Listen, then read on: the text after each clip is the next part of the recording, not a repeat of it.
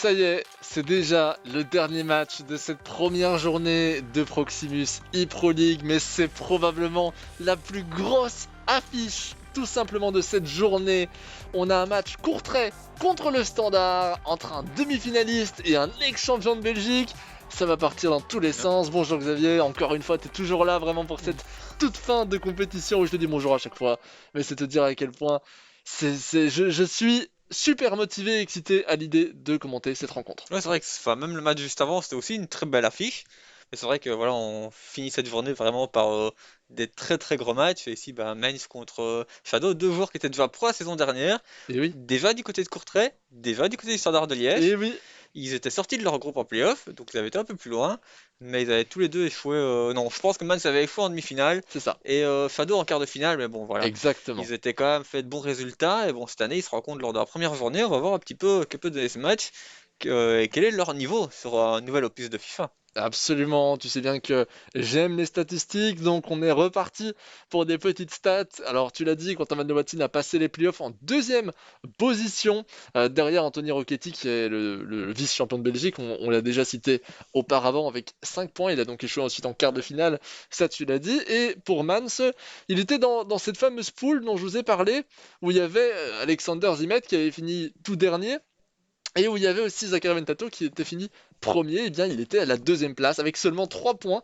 C'était lui qui avait réussi à avoir une deuxième place avec 3 points avec tout simplement 3 matchs nuls. Et à la suite de cette place, il a pu atteindre les quarts de finale, il a gagné ses quarts de finale pour au final malheureusement échouer en demi face à Matax. Ouais. Mais c'est vrai que d'habitude, Mainz, son style de jeu, c'est peut-être le fait de très bien défendre. Et si tu n'arrives pas à ouvrir le score rapidement, le match peut très vite se compliquer. Et oui, Et donc ici, on va voir si justement Fado va réussir à marquer rapidement et à se créer des occasions. et Shadow avait vraiment cette réputation, il l'a toujours, mais elle a été un petit peu amenuisée, cette réputation d'être un joueur extrêmement porté vers Ouais. l'offensive, avec des contre-attaques qui sont extraordinaires, un jeu extrêmement offensif et plus des lacunes défensives. On a dit ça à peu près jusqu'au moment où il a gagné le championnat de Belgique la première année. On s'est vite rendu compte qu'il avait un énorme potentiel défensif également qui était sous-estimé, et on l'a encore plus vu la deuxième année. Donc au final, c'est un joueur qui est plus complet, mais qui a tout de même comme point fort l'attaque.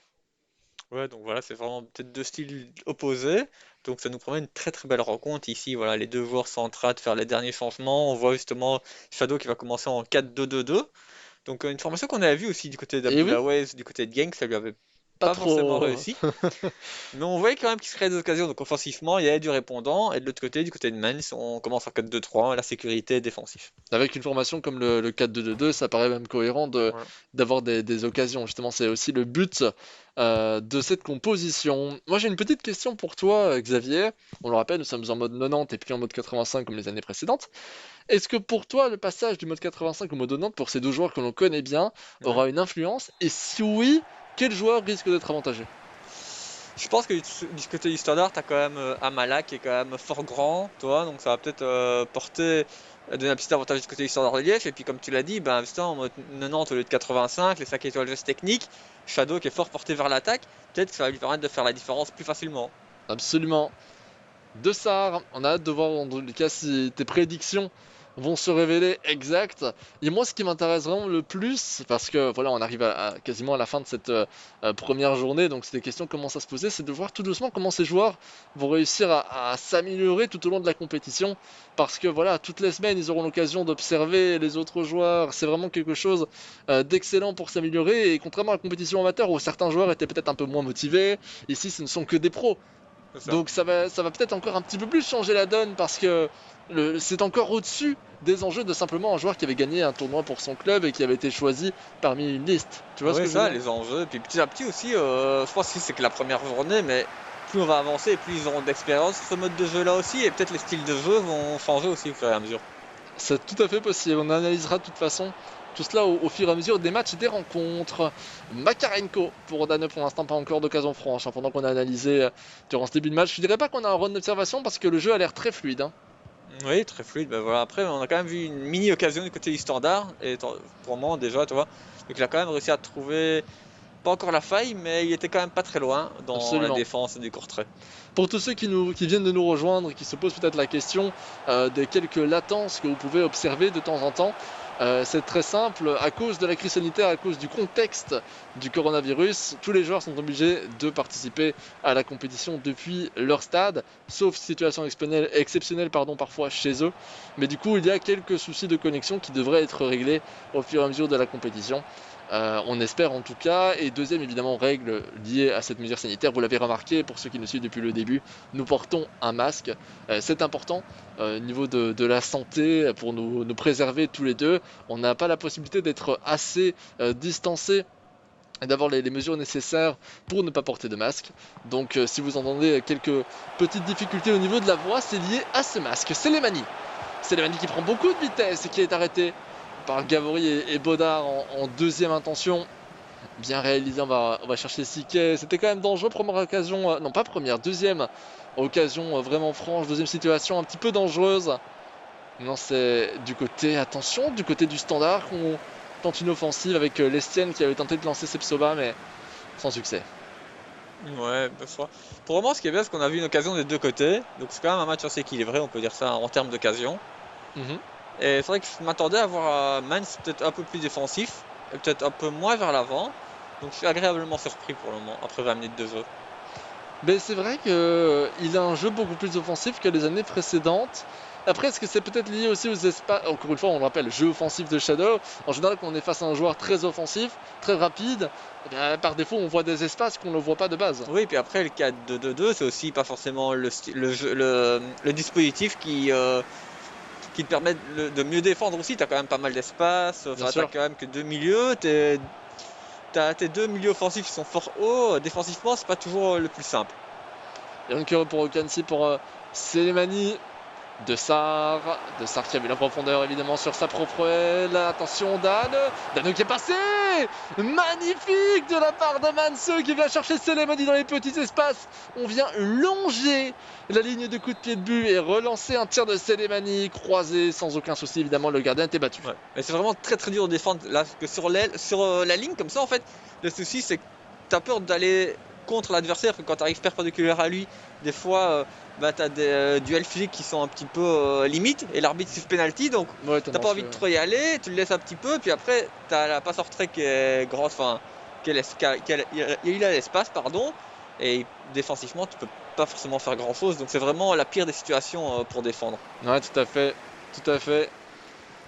De Wall pour Rougeau. Après, le souci de ce genre de situation également, là, c'est qu'on est censé les prévenir bien plus tôt. C'est ça. Elles ne sont pas censées arriver tout Ouais, à court. partir du moment où tu le laisses longer la ligne la ligne de touche là, Oui, bien sûr. ben tu peux plus faire grand chose. C'est malheureux, mais Bah oui, après, ça dépend aussi des situations, du niveau du joueur en face, hein, évidemment. Mais là, face à un joueur qui a très très bien joué le coup, ça se joue presque à pile ou face. Tu pars du bon côté ou tu pars du mauvais côté. ça. De Sar pour Makarenko, de nouveau De Sar. On joue à deux hein, entre les deux charnières là actuellement de cet effectif d'Ostende. De nouveau vers De Sar. À croire qu'il n'y a que deux joueurs dans cet effet d'Ostende, du Courtrai pardon. Et à croire qu'il n'y a que deux joueurs dans cet effectif. Jens pour Simiro et c'est récupéré par le Standard de Liège sans trop de soucis. Ouais, pour le moment, on a l'impression que Shadow a un peu du mal à rentrer dans ce match. Enfin, depuis sa première occasion, t'as l'impression que Mainz est bien dans son match. Attention, attention à ce tir de Lestienne. Même si ici on a une grosse occasion pour le Standard, mais au final ça reste 1-0 pour Courtrai. Ouais, c'est ça. Je t'ai laissé terminer en me disant que l'occasion n'était pas assez franche que pour que je t'interrompe. Mais c'est vrai que factuellement, cette passe en profondeur là vers Lestienne, elle était importante. Tout est parti d'ailleurs d'un travail de Raskin hein, dans le milieu de terrain qui a pris facilement 35 mètres simplement en dribblant. Et ça a ouvert pas mal d'espace. Ouais, Rascal, la petite pépite qu'on est en train de découvrir cette saison en Pro League, hein, de manière générale. Ouais, et en faisant la comparaison avec FIFA 21, si vous jouez en mode carrière, vous aimerez avoir cette information. Elle a un potentiel de plus de 80. Très intéressant à mettre dans vos équipes. Surtout qu'il n'a pas des mauvais stats déjà de base à plus de 70, si je ne me trompe pas. Allez, Yonkere pour Okansi. On va chercher Makarenko de nouveau. Et est-ce qu'on va jouer avec De Sar? Non, cette fois-ci, c'est Selemani qui joue un petit peu son rôle de pivot avec cette jolie passe en profondeur pour Okansi justement, qui était parti prendre la place de Selemani, mais sans encombre pour Quentin Van de Wattine. C'était une belle occasion, mais c'était dur de la mettre au fond quand même. Enfin, c'était bien trouvé, l'idée était bonne, mais offensivement, si tu arrives à mettre le deuxième but sur cette occasion, c'est quand même c'est très très fort. Ouais, c'est vrai. C'est tout à fait vrai. On regarde vite fait la composition du côté adverse 5-3-2, hein, mais ça c'est une composition à l'image de Manse et à l'image d'ailleurs de... Parce qu'il a un style de jeu qui pour moi me fait beaucoup penser à Zakaria Mentato. C'est d'ailleurs pour ça, ça c'est une petite anecdote assez intéressante. Un jour Manse et Zakaria Mentato se sont affrontés, bah logique, c'était durant les playoffs de cette Proximity Pro League précédente. Ça a été un des matchs avec le moins d'occasions que j'ai vu dans toute ma carrière de commentateur. Ouais, c'était un match très tactique, très fermé, et ils ont pas laissé beaucoup de chance à l'adversaire de se Oui, c'est créer une ça. occasion. Voilà. Et c'est d'ailleurs aussi à cause de ce style de jeu que Manse a fini avec 3 matchs nuls à la fin des playoffs et a réussi à se qualifier de peu. Attention, Tapsoba, le tir. Deux joueurs de Standard de Liège. On change, il y a une personne qui fait le corner pour garder une petite tête. Bolievic en succès, c'est De Rijk qui sera sur On a vu ce qu'il ballon. cherchait quand même Oularé en pointe, hein, je pense, qui était fort grand, qui mesure. Je sais pas s'il mesure 2 mètres, mais il doit pas être très très loin. Oula, 2 mètres, c'est un joueur de NBA. Mais ouais, mais Oularé il est très grand, hein, tu devrais regarder quand même. Ah, il faudrait. Si tu veux, pendant que ce match continue, je vais vite fait faire une petite vérification. Mais voilà, ici, ouais, t'as un Courtrai qui remonte le ballon doucement, enfin voilà, calmement. De toute façon, il est pas pressé par le standard non plus. Enfin, Non. il y a beaucoup de l'espace pour jouer. Même si ici il perd le ballon, mais voilà, il le récupère rapidement, donc il peut repartir vers l'avant et peut-être se créer une occasion ici avec pas mal de profondeur. Ouais, c'est bien vu, hein, vers Okansi de nouveau, toujours rechercher la passe en retrait, mais cette fois-ci, on aura un On a défenseur failli heureusement. voir le même but que le premier. Et oui, alors que grâce aux joies d'internet, je peux maintenant te répondre, il fait 1m96. Ah, toi, je dis qu'il était pas très loin. Ah, c'est vrai, mais il ne fait quand même pas 2 mètres. Ça, cette taille me rappelle la taille d'Usain Bolt qui a joué pendant un moment pour une équipe australienne, si je ne me trompe pas. Ça aussi, c'était assez intéressant à regarder. Okansi pour Selemani. Oh là là, le double contact. Selemani qui malheureusement parviendra pas à continuer. Le jeu de main, c'est peut-être un peu trop stéréotypé, j'ai l'impression. Enfin, C'est-à-dire, ici, il vient de se créer, il a marqué un goal, puis il s'est créé 2 occasions, mais toujours de la même façon en fait. Il est sur le côté, il essaye d'aller longer la ligne, et puis une passe en retrait. Et on voit que petit à petit, ça a surpris Fado lors de la première occasion, et puis bah maintenant, Fado, il a vu que Mans il fait toujours pareil, donc défensivement, c'est peut-être un peu plus simple de défendre aussi dessus. et oui, bien sûr. Bien sûr, bien sûr. Attention avec Lestienne maintenant. Non, belle récupération de Golubovic. Après, qu'est-ce qu'il pourrait faire pour changer son style de jeu? Bah, tout simplement, au lieu de toujours aller vers l'avant, vers la ligne de touche, il pourrait faire une passe en retrait ou faire tourner avant, toi, simplement. Oui, pourquoi pas, tout à fait. Ou alors un centre. Oui, voilà, et, Pourquoi enfin, pas des simplement solutions, il y en centrer? a beaucoup, je pense. Après, c'est une tactique qui fonctionne bien, mais si on le fait tout le temps, pour finir, l'adversaire s'habitue et Oui. il est plus pris par surprise. C'est le cas dans pas mal de jeux. Ça me rappelle pour les plus connaisseurs d'entre vous un jeu qui s'appelle Super Smash Bros, dans lequel, eh bien, il y a beaucoup cette logique de étonner l'adversaire, faire à chaque fois des mouvements différents pour ne pas être anticipé. Sur FIFA, c'est identiquement la même chose, et sur pas mal de jeux vidéo considérés comme e-sportifs, c'est également le cas. Dano qui tente le centre, le centre tendu, 2-0. Par contre, je cherchais les défenseurs liégeois. Bah, ça, première fois qu'il essaye autre chose, et voilà, ça se montre efficace directement. Et oui, mais vraiment, là, j'ai eu l'impression qu'il n'y avait personne du côté liégeois pour récupérer ce ballon. Oui. Mais Il n'y ça, avait en fait, personne dans les on a cordes. vu la même phase lors du premier match de cette journée, j'ai l'impression aussi avec un centre, et justement, je t'en avais parlé que cette année, les centres tendus comme ça, habituellement, c'est quasi impossible de défendre, parce que le ballon va tellement vite, qu'avec l'inertie qu'il y a sur les défenseurs cette année sur FIFA 21, les défenseurs n'ont pas forcément le temps de réagir, et souvent, s'il est bien placé, le centre, eh ben, défensivement, tu peux rien faire, et l'attaquant n'a qu'à conclure. Et si le ballon rentre pas, ça soit un arrêt miracle du gardien.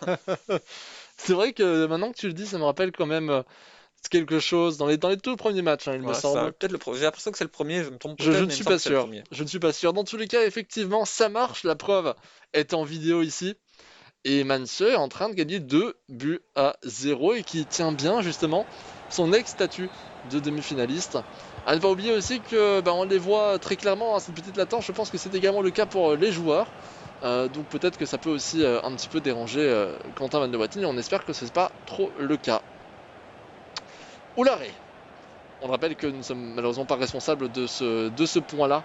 et que c'est tout à fait lié au problème de la crise sanitaire. Après, il reste assez de temps à Quentin pour revenir. 20 minutes sur FIFA, de goal, ça peut être. Enfin, c'est possible. C'est compliqué, mais c'est possible. Et oui, et évidemment, tout est possible dans FIFA, il nous l'a montré bien des fois, tout au long des compétitions auxquelles il a participé. Selemani, Selemani encore, se retourne pour Dan, pour le point, Makarenko, Okansi, on vient rechercher le point de nouveau avec une profondeur pour Selemani, c'est pas mal tenté. La fin de frappe de Selemani, on se retourne, et on va rechercher Dan, 72e minute de jeu, plus le temps passe, plus les chances de l'emporter du côté, au moins d'aller chercher le nul, du côté de Quentin s'amenuise. Et on sent qu'il perd le mental, hein, si on le regarde un petit peu sur la caméra. Comme je vous le dis, il y a plein de possibilités qui peuvent expliquer cela. Okansi maintenant vers éventuellement pour faire une passe mais une sortie de touche très simple, mais j'ai l'impression qu'aucun joueur ne se démarque pour récupérer ce ballon. Récupération de Simirot finalement avec Tapsoba. Tapsoba, la profondeur, et c'est Rougeau qui sera le premier sur ce ballon. Voilà, on sent vraiment qu'il n'y est plus. Hein. Enfin, là pour le coup, Manso non plus, avec cette passe en profondeur un petit peu ratée, qui va être presque récupérée par Roularé, et là le tacle arrive. Ah, il n'arrive pas après la faute. Je croyais que ça avait été sifflé Ouais. avant. Golubovic pour Dan, le match qui se referme. Hein. De plus en plus, on a vraiment l'impression que Manse devrait l'emporter dans ce choc de fin de journée. Avec cette jolie profondeur pour Dan de nouveau, le râteau. Et on se retourne une nouvelle fois. Encore une fois, malheureusement, personne n'arrive à prendre ce ballon. Il aurait pu centrer, mais tu vois qu'il gagne 2-0, qu'il veut garder le ballon, donc il s'est dit non, je ne centre pas, je garde le ballon, on revient derrière. Ah oui, mais c'est la dure loi du foot. Hein. Mais il a raison, à 2-0, contre un adversaire comme Fado, ça arrête de prendre des risques. Hein. Surtout un spécialiste des attaques, hein. Des actions offensives, c'est très clair. Le point pour Kansi, pour Makarenko de nouveau. Il prend vraiment son temps, il aère le jeu maintenant avec cette aile droite. De Wall encore, et il parvient à passer sur l'aile droite. Il parvient même très bien à passer pour Sissoko. Makarenko encore pour Sissoko maintenant, le drag back de Sissoko qui ne trompera pas Raskin, mais qui se dégage très mal dans les pieds de Makarenko à nouveau.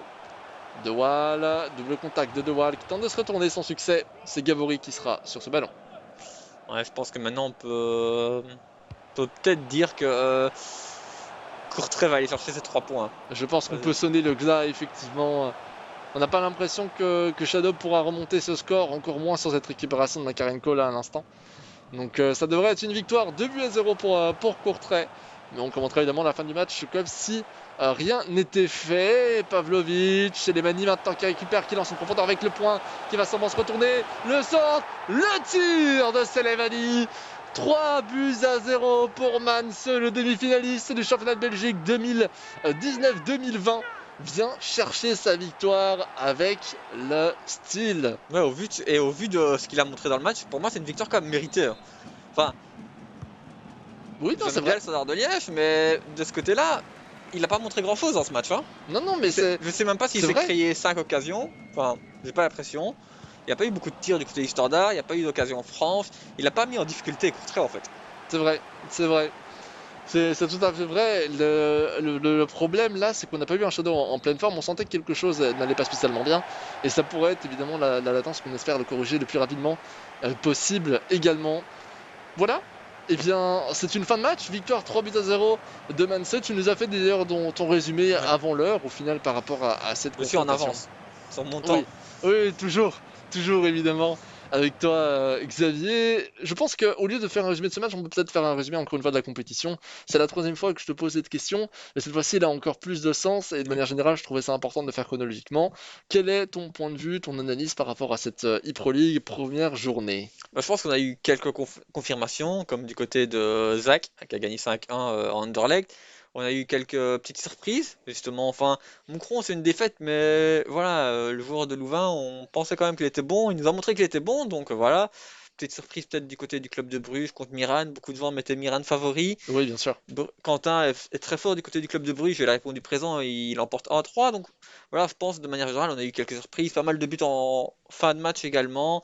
un match un peu fou du côté du Sporting de Charleroi, un match un peu fou du côté du Berscott également.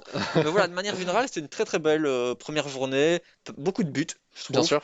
Voilà, beaucoup d'actions et de belles choses, franchement. On a commencé la compétition de la meilleure des manières, je pense. Mais écoute, je suis ravi de l'entendre. Merci Xavier Avec pour ton plaisir. analyse et ton professionnalisme sur cette première journée. Merci à vous tous qui nous avez suivis du début jusqu'à la fin, ou peut-être juste à la fin. Ça nous fait extrêmement plaisir de voir que vous êtes vraiment présents et que vous soutenez ce projet qu'est la Proximus ePro League. On espère évidemment vous revoir la semaine prochaine pour le deuxième match day. Portez-vous bien, prenez bien soin de vous, surtout en cette période un petit peu compliquée, et profitez de vos proches. Courage et ciao ciao! Ciao.